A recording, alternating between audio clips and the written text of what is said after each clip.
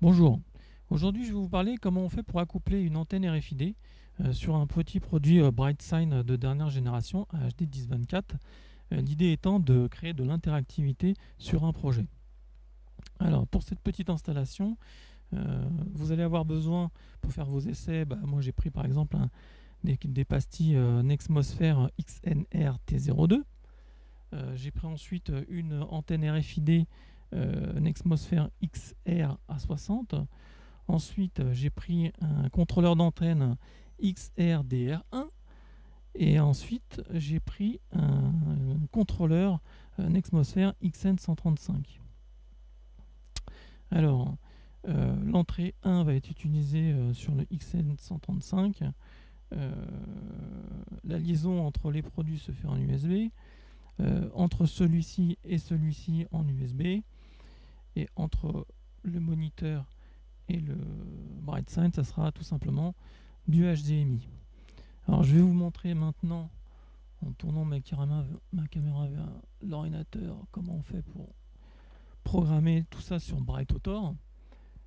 Pour ceux qui ont déjà fait du BrightAutor, ça sera très simple pour eux. Alors, dès qu'on cherche à faire l'interactivité, on passe en mode interactive. Ici, j'ai déjà sélectionné interactive pour mon projet. La première chose à faire, avant toute chose, étant donné qu'on va dialoguer sur le port 2 USB du produit BrightSign, l'idée c'est de déjà aller dans les propriétés de la présentation pour aller dans Interactive et ensuite sur le port 2 pour régler la vitesse de transmission des informations entre le contrôleur Nexmosfère et le boîtier BrightSign. Donc là j'avais déjà tout préprogrammé au préalable, donc tout est bon. J'ai plus qu'à refermer la page.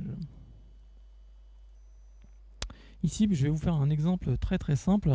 Donc une simple image avec un logo EVS et une petite vidéo BrightSign. L'idée, c'est de déclencher une action à partir du moment où la pastille RFID est posée sur l'antenne. Et quand je la retire également. Alors vous verrez dans la notice des produits Nexmosfère, quand je pose la pastille sur l'antenne, je vais avoir un code bien précis qui va être à utiliser. Et quand je retire la pastille de l'antenne, je vais avoir un autre code. Ça permet d'avoir deux actions possibles à partir d'une seule pastille. Donc, pour ce faire, je vais utiliser la petite fonction Serial Input Event dans notre BrightAutor. Je le sélectionne, je fais un drag and drop, la page s'ouvre, je sélectionne mon port 2 qui correspond au port USB. Ensuite, je vais rentrer le code correspondant à lorsque j'enlève la pastille. Alors, dans notre cas, c'est XR. Ouvrez les crochets PB002. Fermez les crochets. Voilà, donc là, je viens de mettre le code permettant lorsque j'enlève la pastille, de déclencher l'action de la lecture de la vidéo BrightSign. Et maintenant, je vais créer une autre action, c'est que quand je remets la pastille, je reviens au départ. Donc pour ce faire, je rentre donc l'entrée 2, l'entrée USB, et je rentre le code correspondant qu'on trouve sur la notice, donc le XR crochet PU002, fermer les crochets. Je fais OK. Voilà, mon projet il est fini, je peux le sauvegarder. File, save,